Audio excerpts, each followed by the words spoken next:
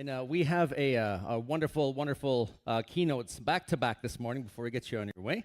Our first keynote is Investigative Journalism Bureau. Robert Cribb is the founder and director of the Investigative Journalism Bureau. He has received national and international reporting awards for investigations into offshore tax evasion, child exploitation, human trafficking, dangerous doctors, environmental threats, and public safety. He is a part of the international reporting team that produced the Pulitzer Prize-winning Panama Papers investigations in 2017. Cribb is the founder of the National Student Initiative Reporting Network, past president of the Canadian Association of Journalists, and first international board member of the Investigative Reporters and Editors, and co-author of Digging Deeper, a Canadian Reporter's Research Guide, Oxford Press. Everybody, before we get our friend Robert Cribb up here, Chris Hoyos has something to say. Let's welcome Chris, everybody, my dear friend. Chris.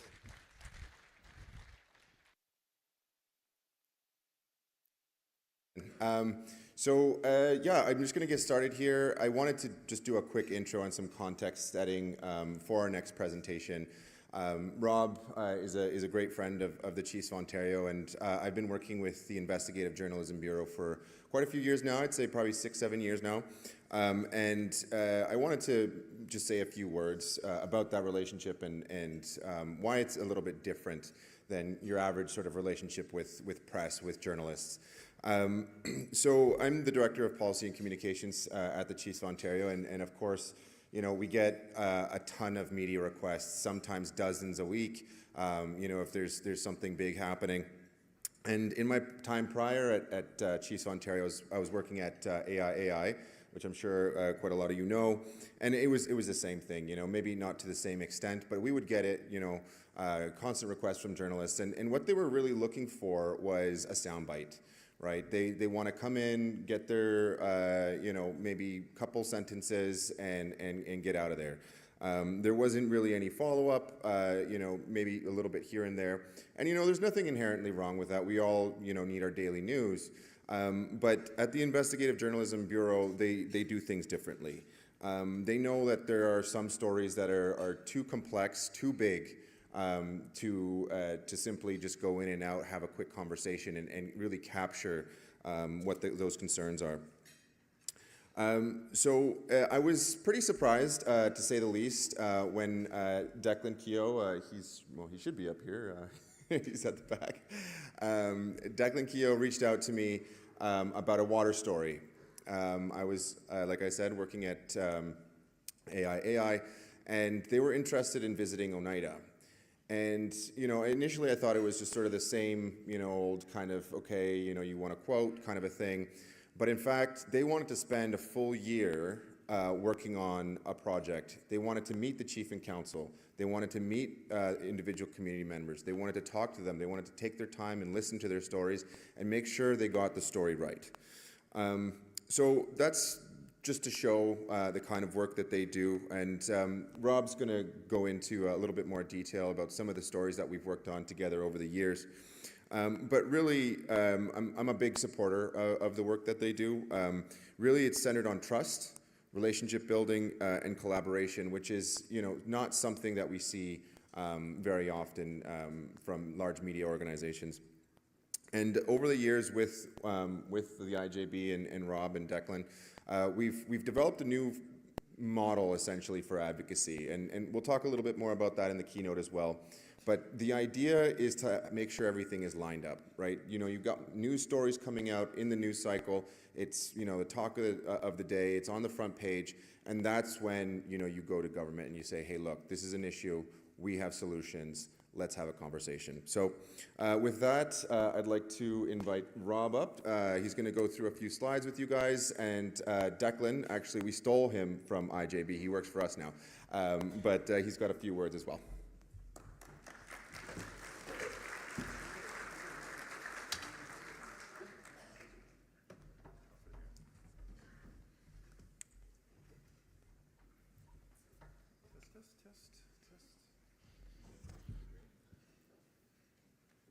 Testing, yes? Can you hear? Yeah? Okay, great. I'm Rob. Thanks for having, I'm a little emotional with that intro. That was very generous. It's a tremendous honor to be here. You don't know. I've been coming to regional and national events for probably about 6 years now. I've always been very warmly welcomed, and it's been an extraordinary, transformative thing for me to do, but I don't think I've ever been actually invited to come before, so I'm deeply honored to be here. So my job is to walk you through some stories that we've done together, picking up on what Chris said. We have built something which I believe to be very special. We've done the kind of impactful journalistic work that is rare because of our unique model. We're very privileged. We get to spend time. We do slow journalism. We dig in, we map out a long-term project, and we show up a lot. Declan and I, when we worked together, we would get in the car and drive to whatever meeting was happening, and we'd just spend time gradually building trust, getting it right, getting the data from governments, pushing governments to respond, and ultimately making sure that the people we talk to, especially the vulnerable people we talk to, are fairly represented and know well ahead of time what the story is going to say and make sure that it is consistent with their story. So if it's okay, I'll just walk through some examples of that just so you have a more tangible sense of what we're talking about. Very quickly, the IJB is a 5-year-old, it's a nonprofit. We're based at the University of Toronto. I'm a long-time Toronto Star reporter. I've left there now and I run the IJB. It's my passion, it's my dream. It's a remarkable miracle. Like, it's a miracle that we're able to do this kind of in-depth journalism at a time when newsrooms across the country are being gutted. There is nothing quite like it. We have a remarkable team of about 10 people, many of them students who come in. We train them. They're the next generation of investigative reporters. Among them we've hired 2 Indigenous reporters. I see Owen Thompson's over here. He was our first Indigenous reporter who also left us for a coup. Everybody who comes in and does stories on First Nations issues with us ultimately ends up at coup. I think we're just a pipe. We're a stop on their way to coup. And so the really unique thing about our model, which is totally unlike anything at the CBC or the Globe and Mail or Global News, is we are not competitive. We throw open the doors. We bring in researchers, academics, communities, anyone who is interested in the issue. We build a tent, we welcome them in, and we tackle big systemic issues together, usually over months or in fact years. I'll show you one story that published recently that was a 2.5-year journey together. Some of our stories. Okay, so we started doing this formally in 2019, which was essentially when the IJB started. I mentioned we've hired a couple of Indigenous reporters, but we've also worked very closely with others. Here's the first story that we did. This is the Oneida story that Chris just talked about. So Declan and I worked on this one together. And it started out as a broad look at water quality, drinking water quality. But ultimately we ended up trying to tell that story through a powerful lens. And this is something we're always trying to do, to find the heartbeat, the faces and voices that will bring these big, massive public policy questions down to a level that will resonate with the typical reader out there, that will make them stop and go, this isn't just a story about a piece of legislation or about a protocol or a provincial rule. This is a story ultimately about people. And that's hard to do. And the reason journalists don't do that very much is because it's very, very time consuming. You don't get to do that by picking up the phone and making a couple of phone calls and filing by 5 o'clock. You can't do it.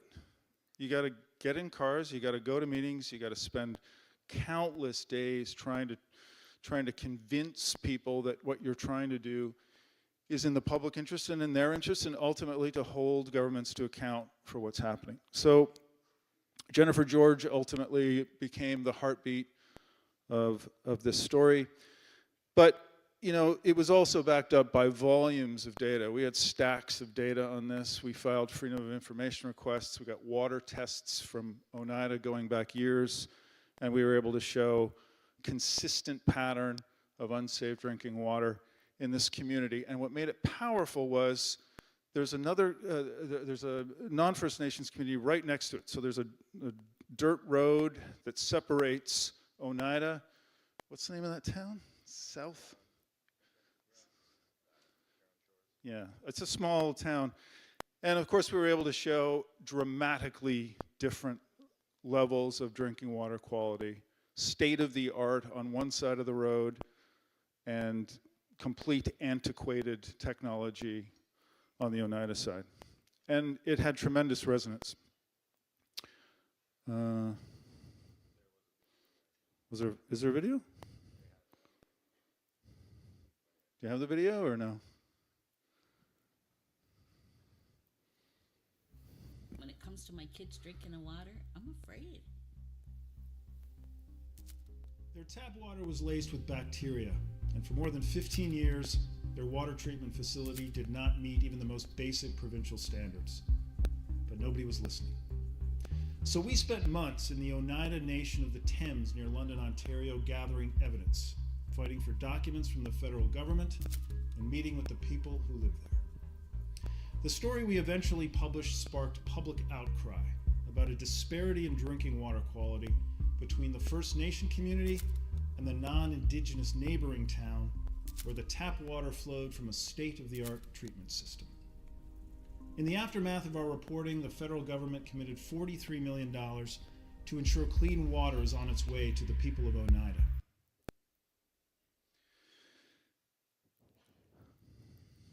I'm afraid. Here we go again. Yeah. Oops. Okay. Infrastructure. So we took a very deep dive last year. This is with Ryan McMahon, who we hired as our First Nations reporter through some grant funding that we got, and he led this reporting on the infrastructure gap. So $349 billion infrastructure gap, which we dug into. We got an advanced copy of this study, and we spent 3 or 4 months gathering everything we could on it, and published a very extensive story. This is all on the front page, in this case the Toronto Star, biggest paper in the country. This is not getting buried. These aren't stories that show up on page 42 of the paper, and they're not short little stories. This was 4,000 word story. Huge impact, way more resonance, difficult to ignore if you're a reader of the paper. So it had remarkable impact, and the numbers speak for themselves. I don't need to tell you guys what these numbers show. And then another way we go about things in terms of scouring and trying to harvest all public information that we can, we dig deep into public records, including court records, which are very valuable. In this case, this was a report that was buried inside a lawsuit that popped out for us. It was a consultant's report, so these are engineers that visited 2 communities and wrote these completely independent clinical analyses of the infrastructure. And it was brutal. It was totally brutal. And it was a window inside this issue that was unique and ultimately led to another big story. This one kind of blew me away. I just didn't know. But when we looked at the data on fires, it just knocked my socks off. The level of injuries and deaths from fires on a per capita basis in Canada, First Nations versus non, is remarkable. And to me, it was a story that Canadians did not know.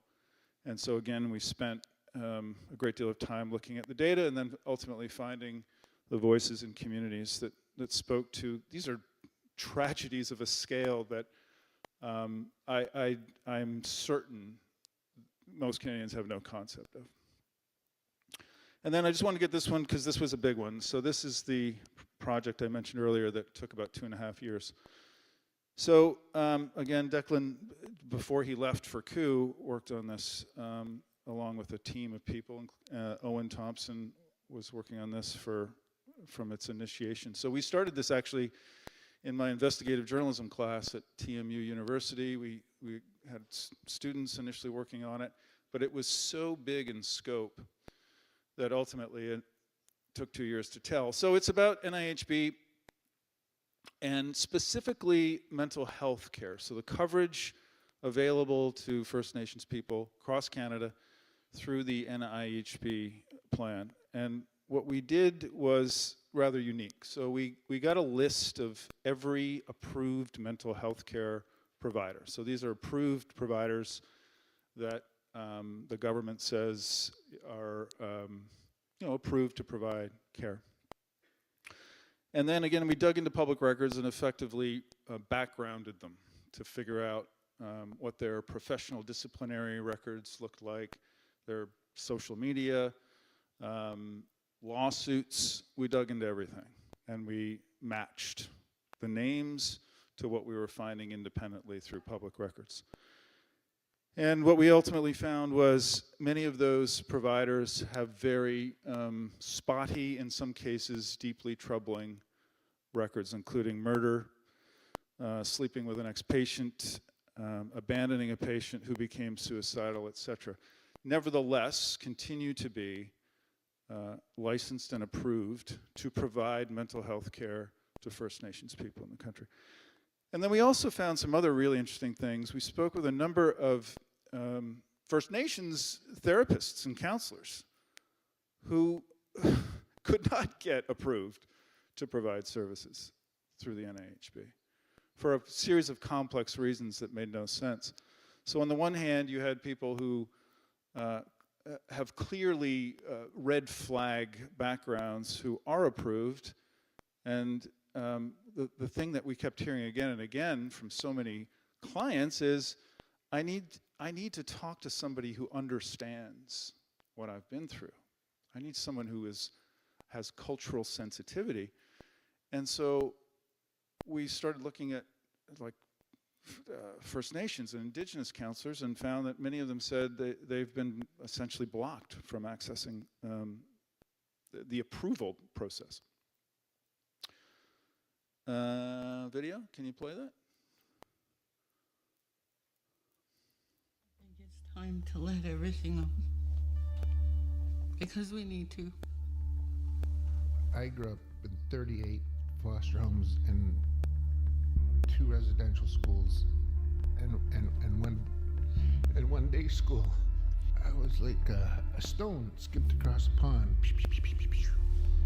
They just don't believe you, right? They think you're lying. So if they shut the door and you don't come back, they're like, ha, I was right. There's high rates of suicide everywhere on the reserves, and even with my own parents, that's how they died. It's all the trauma from all the generations. That's the complex trauma.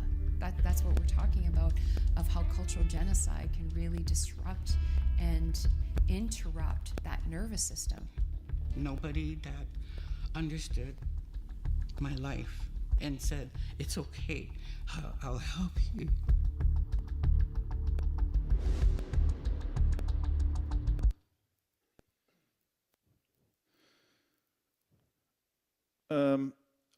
This is where I think Chris should probably jump in, but so we published that story, and it had sort of immediate public reaction from the government, including an acknowledgement. The federal government, which rarely does this, in the stories that we do, the response is typically, here's what we're doing. Our number one priority is the health and well-being of First Nations people. But in this case, they actually did say, you know what, we're going to have to review this program.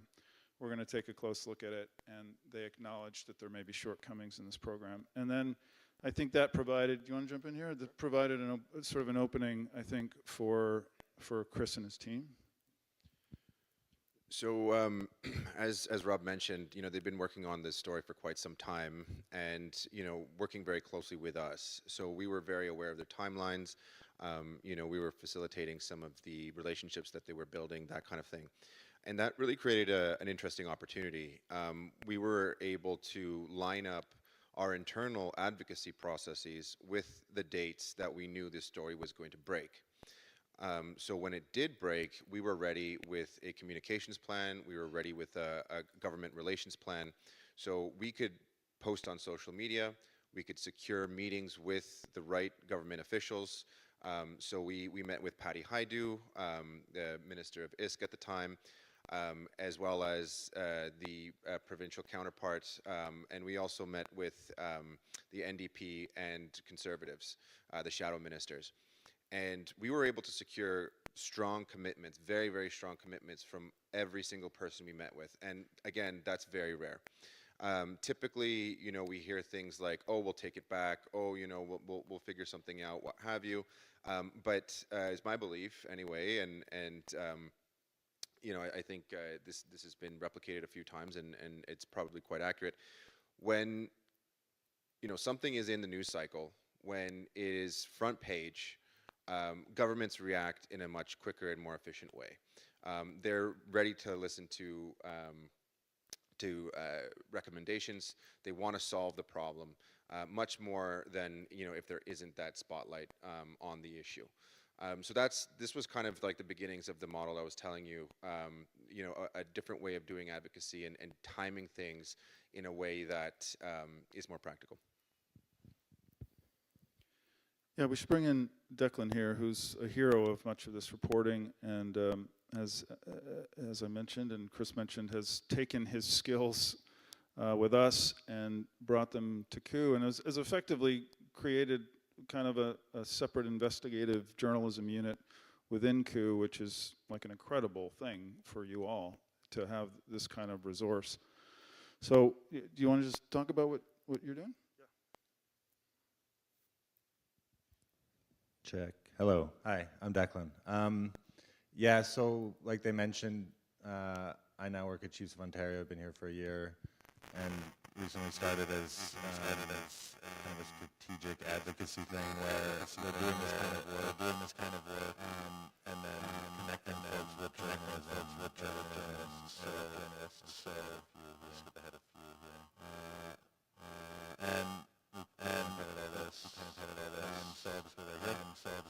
So what we can do is either connect you with the right journalists or media outlets to suit your stories and needs, help you, work with you to craft your stories or collect data, brainstorm, file FOIs, and try and get the issue that you're concerned about to a stage where a journalist is going to never say no to you, basically. They're going to ask, they're going to beg you to work with you, because that's what we're trying to do here, is get the important stories on the front page and, you know, change things for the better. And we can also try and help with liaising with academics or other civil society groups, environmental groups, health groups, whatever it may be, that may also have a vested interest or have similar issues or concerns that your community or you or your families might have. And then, you know, ultimately we will try and craft public and government relations strategies to put pressure on those who need to be pressured to make things better for folks. And we're gonna have a more informal workshop later this morning in one of the rooms where we're gonna hopefully have some people who maybe wanna shout out ideas, and we can all talk about how that might come to be, or what might need, you know, what sources of data you might be able to get, or how you could actually try and tackle those issues. And we can also kind of go into some of the stories that were just talked about today, like how does it happen, what needs to happen to be able to, you know, put someone's face on the front page and say they defend residential schools while offering mental health care to First Nations clients. Because that's, as you can imagine, that's pretty libelous. You could get sued for that. So to do that with confidence and to be able to you know, keep your chin up when you do that, you have to be 100% correct, or as close to that as possible, which is a high bar, but it's possible. And you know, I believe that anyone in this room could do that with the right tools and the right knowledge, and that's kind of what I'm here to try and help with now. So I guess we can, yeah, we got, if there's questions or anything like that, if anyone maybe has ideas they want to shout out or grab a mic, we're here for that as well. Are we wrapping up? Yeah. Only that it's been, this journey for me has been the privilege of my career. Working with these guys and all of the people in the communities, it's changed me. There's no question about it. I'm different as a result of this, and it's one of the reasons I love my job. Getting access to you all, spending time, understanding and learning has been a remarkable adventure, and hopefully the work, not hopefully, the work has led to, I know, positive benefits because we stay in touch with so many of the people that we've written about. So this is really just my pitch. If you have pressing issues in your communities and you believe that there is a need for them to be told widely, in order to summon the kind of public and political enlightenment and impact that is required, I hope you'll consider telling. I get that it's hard. I know that there's, Chris explains this to me, and I get it. I feel it. There's always reluctance to talk to journalists. I get it. I completely understand it. And if I were you, I wouldn't talk to me either, probably. But at the end of the day, what we've tried to do is build something different and work hard and long in order to build a level of trust to the point where if you do it, if you entrust us with the story, what I can promise you is this. We're going to take it very seriously, we're going to honor it, and we're going to make sure it's conducted ethically and morally, and ultimately tells the story that should be told. That's what I can promise. And I guess just lastly, another reminder, we have a workshop. We'll go a little bit more detail about this, so please join us. Thanks. All right. That is awesome. Hey, Rob. Oh, you got a gift. Hey, Rob. Hate to do it from down here, but there you go. There's a gift for you. Right here. We love you, brother. Thank you for all your work, man. No, sincerely, thank you. Let's get it for Rob, everybody, and the Chiefs of Ontario team. Go check out that workshop and chat with them. And as Rob was saying, this is something completely unique around the country, completely unprecedented, and it's happening here first in this region, which I think is really, really great. Again, let's give it up one more time. Come on, let's go. We have a second part of our morning keynotes. I'd like to have Marion, Tibor McMahon, and I'd like to have James McMahon to please make their way up. Marion is a social research and engagement specialist dedicated to social inclusion and supporting Indigenous communities to achieve their goals and aspirations. Marion has led many complex research projects in economic, housing, education, mining, and infrastructure sectors. Currently, Marion is leading a research and engagement related to the development of options for First Nations housing under urban, rural, and northern funding. We have James McMahon, a qualitative and quantitative researcher responsible for extracting, organizing, and analyzing social and economic data and assisting clients to understand data using data visualizations. That's a lot of data. Recently, James completed research and engagement for Chiefs of Ontario off-reserve housing and homelessness project. Currently, James is working on the development of options for Northern Ontario First Nations under urban, rural, and northern funding. Everybody, Marion and James. Good morning. Great, good morning, everyone. We're happy to be here to talk to you about this very interesting but very important project that we are doing for the Chiefs of Ontario on the research and development of options for Ontario First Nations specific urban, rural, northern, and Indigenous housing funding. I apologize, there's going to be a lot of project information, but we will be here after the break to facilitate a little workshop to dive deeper into the options, but we're just going to be here to provide you with some context and information. So we work for a 100% owned Indigenous consulting firm called Indigenous and Community Engagement. We specialize in socioeconomic research, community engagement consultation, reconciliation action plans, and Indigenous participation plans. We just had our bios, so I'm Marion, and this is James. So First Nation housing and wellness. You know, when we think about housing, it's more than just a shelter. It's the foundation of health, wellness, and cultural continuity. For First Nations communities, housing intersects with historical, social, and economic factors that have long impacted safe and secure living environments for communities and families. So access to affordable and secure housing support will meet the physical, social, and mental health needs to improve one's quality of life. First Nation communities have been facing issues like overcrowding, poor housing conditions, and with a large amount of populations in unhoused situations. Housing is a determinant of health. When people have stable housing, they experience better mental, physical health, stronger social connections, and reduced stress. Housing stability just doesn't happen in isolation. There are other supports that are interconnected, such as food security, wraparound services, stable income, cultural supports, and housing and homelessness prevention will facilitate stabilized housing for First Nation communities. So in our presentation today, we'll be going through this project that we've been supporting the Chiefs of Ontario on for over a year and a half now. And so this is about off-reserve housing and homelessness.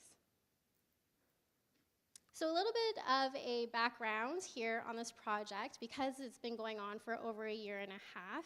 There's been a little bit of an evolution of it. So this started early in 2024, where we were retained by the Chiefs of Ontario to conduct research and prepare a feasibility study that outlines the opportunities, challenges, and considerations for First Nations to take greater role in addressing off-reserve homelessness. We conducted in-person engagement sessions with various First Nation communities and First Nations organizations. We then took all that engagement and put together recommended next steps, which were then transformed to possible options, which were introduced in Thunder Bay last fall at the annual Chiefs Assembly. Some of the funding has already been approved for a data sovereignty framework, and that was approved in December, and actually yesterday James facilitated a workshop on that. And then now what we're doing is conducting additional research to decide how to allocate the remaining funding, which is the majority share of the urban, rural, northern funding strategy. So from that feasibility study that we completed in 2024, it analyzed the feasibility of Ontario First Nations providing services to those who are unhoused and housing supports to its members off reserve. So some of the recommendations are to develop a First Nations data sovereignty project.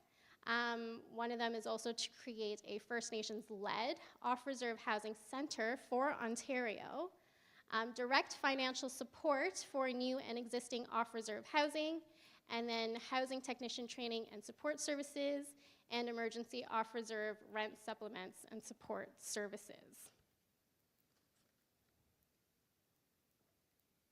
So following that feasibility study, Indigenous and Services Canada reached out to Chiefs of Ontario in response to the government's announcement to the urban, rural, and northern funding strategy, where there is going to be an Ontario First Nations specific allocation to this funding, and Ontario First Nations leadership will be able to decide how to allocate that funding over the next 7 years. And as a result of this, we conducted engagement sessions to provide options for chiefs to consider in determining the allocation of funds for this. And so really the purpose of these engagement sessions was to provide chiefs and housing technicians and staff an opportunity to learn what this funding is about, to share the findings from the off-reserve and Housing and Homelessness Research Project, and to facilitate discussions as to how the funds will be administered and the type of activities that will be supported to create new or off-reserve housing. So this is really a chance for First Nations to decide how that money should be used. It's not prescribed by the government. And so what we heard from these engagement sessions, we asked them, what types of housing projects would nations like to see developed? What type of housing services would you like developed to support housing? And how should the funding be managed? So we heard a lot about the lack of funding for off-reserve housing. Mostly it's the funding is to support on-reserve, so there's a lot of competition there for First Nations to access funding for off-reserve members.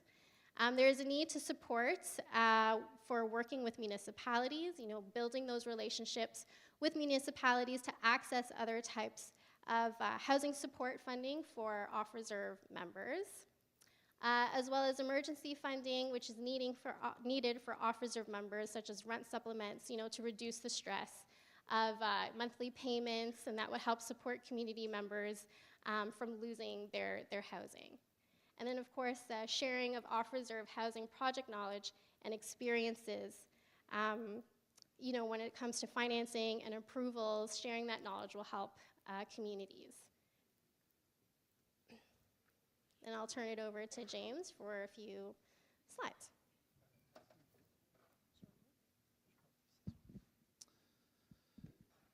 Good morning, everyone. So what I would like to go through over the next few slides are sort of some of the details of some of the options that have been developed. As Marion has mentioned, through a leadership council vote, there has been some funding that has been allocated to the data management framework. But as we'll see over the next few slides is some of the options and some of the sort of high-level summary of some of the strategies that are within each option. I should also remind you that if you have any questions or opinions about some of these options and things within them, we do have a workshop after this presentation, after the break, in this room that you'll be able to provide more feedback and listen more about what some of these options entail.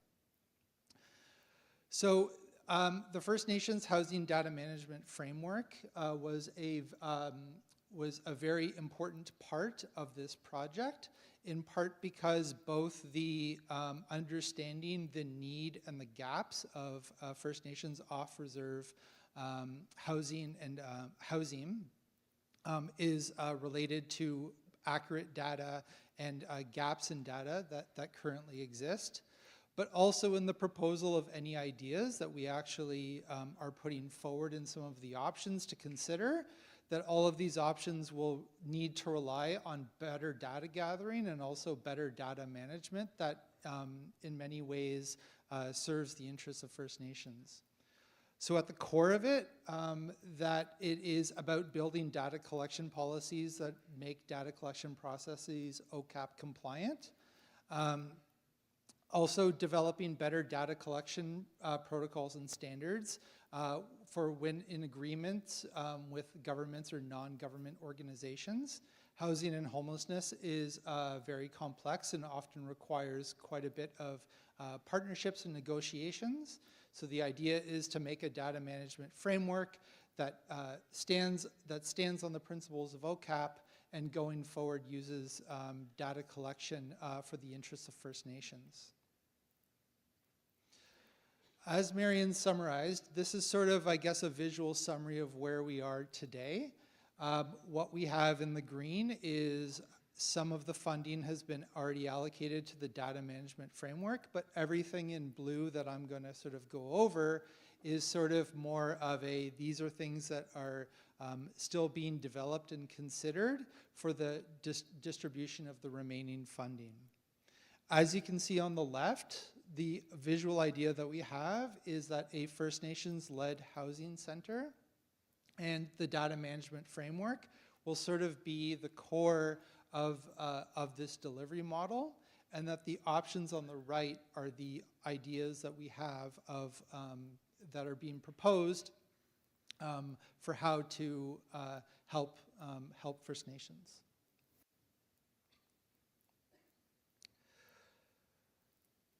So with the off-reserve housing center, the idea here is to develop an organization that is governed by Ontario First Nations to manage funding and support off-reserve homelessness and housing projects and services. What this center is at its core meant to do is that is to direct fundings to First Nations. So this organization is going to be designed to leverage distinction-based funding for First Nations and then be able to deliver that, that funding and allocate it to First Nations. So avoiding issues of transparency and other issues that occur in other organizations that could be getting large pools of money and then are distributing it in ways that people might not know, or they don't know where, how the money is allocated. So with a distinction-based approach and a housing center that is First Nation led, that it is to support the direct funding to First Nations. The other idea is to develop a long-term fund management plan. So how to use the earned funding that is available, but also to stack it with other funding to make sure that this off-reserve housing center isn't just a short-term project, that it's something that is able to leverage different types of funding, maybe even get into forms of investment, but to consider how this will be a long-term solution.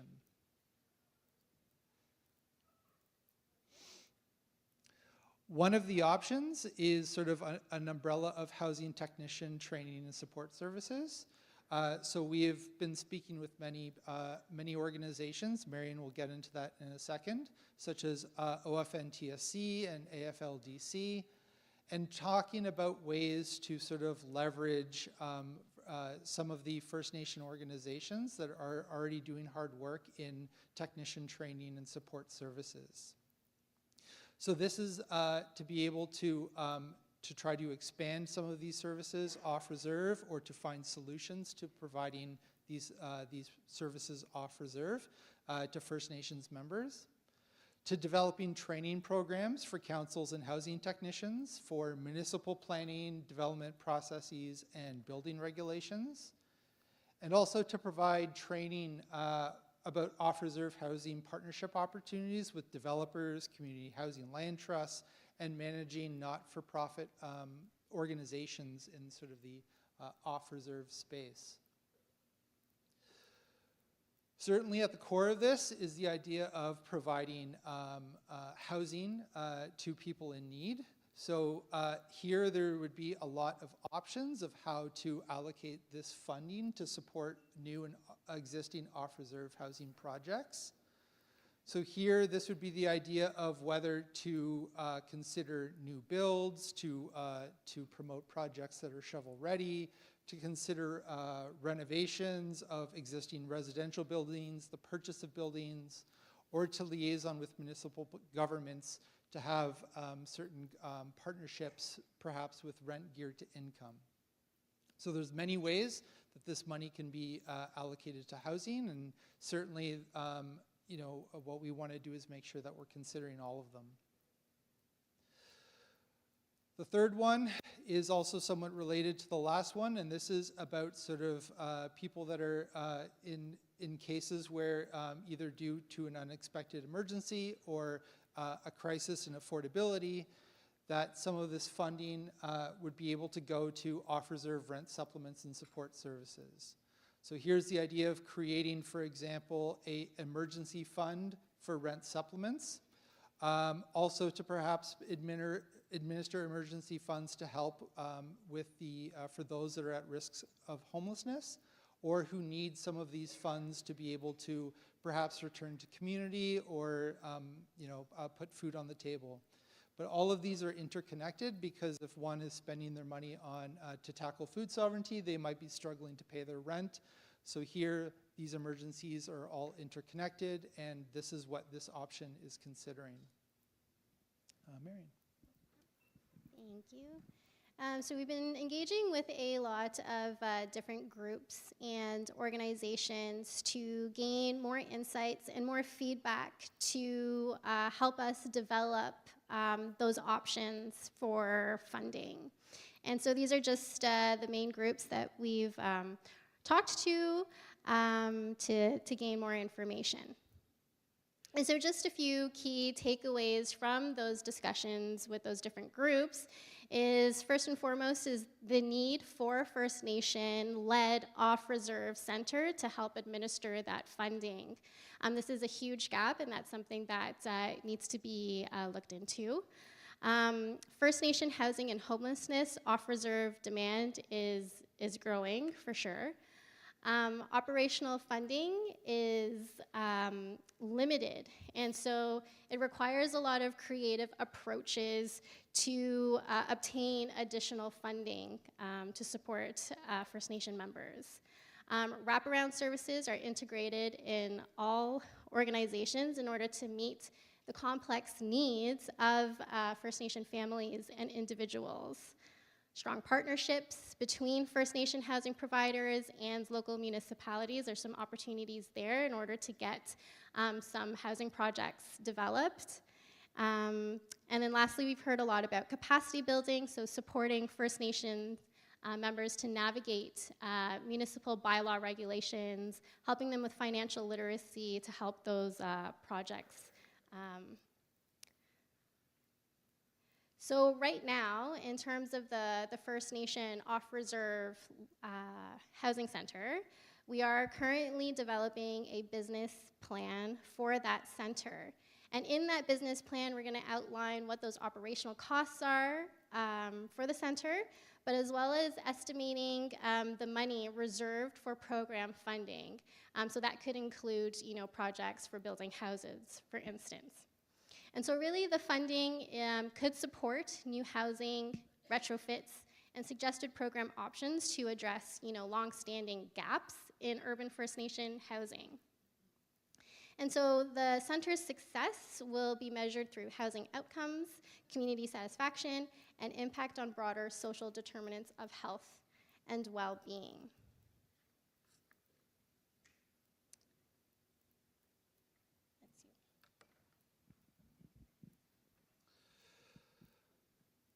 So the main takeaways for what we've presented is that we've sort of reached a point where that data sovereignty is sort of has been decided to be one of the foundations of where to go forward.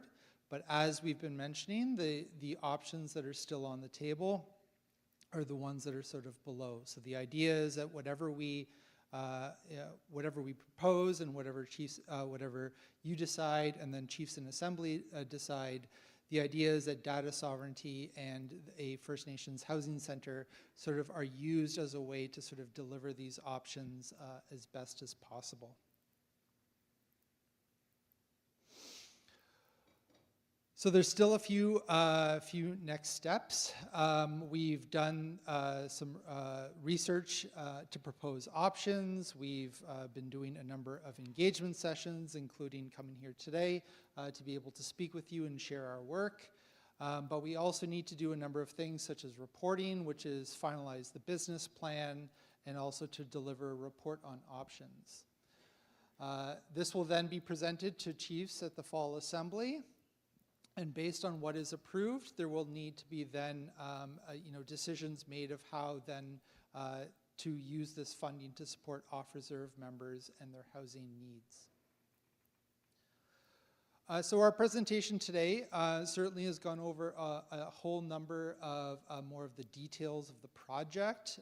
Some of them are just more, just the little details of a project like a business plan or the different phases. But really at the core of this is the idea that through the Chiefs of Ontario and the advocacy of Chiefs of Ontario, the idea is to use this earned funding to be able to use this earned funding for First Nations that allow First Nations to not only determine their own needs, but also to integrate integrate some of their strategies to address historic and systemic barriers. So today in our presentation, it's been more of just, in some ways, more of a dry presentation about the project and what has been going on. But at the root of it, what we've been doing with the engagement is try to make sure that we are listening to all the ways that historic and systemic barriers have impacted the housing needs of First Nations, and how the solutions, being First Nation-led, will build better approaches to address those systemic barriers. The other thing is that this project is needed more than ever. So however, which way you look at it, Indigenous homelessness, and within that First Nations homelessness in Ontario is a crisis.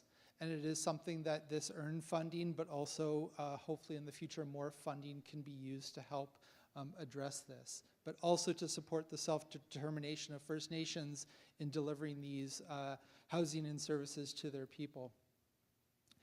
As you see on the left, the trend of Indigenous homelessness in Ontario has been rising significantly.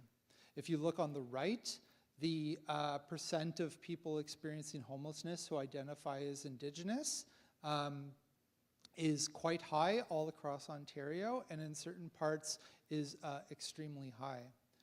So this funding and this project is not only very important, and we are very honored to be working on it, but also it is something that hopefully we can build something that can then leverage it to continue to do good work in the future. Last, I'll just remind you, we do have a workshop after the break about this, because we would like to hear from you about some of the options, and you can learn more about that. And oh, that's it. Thank you very much. Thank you, miigwech.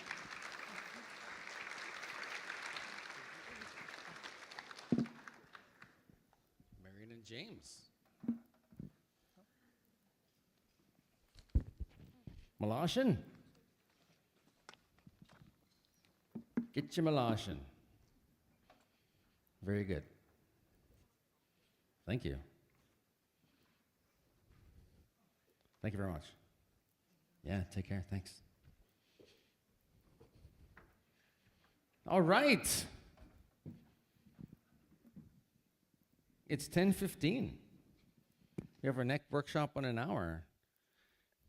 Shall I tell my story for the next half an hour, or what? Do you want to hear my story for the next half an hour? Or do you want a nice long break? What do you think?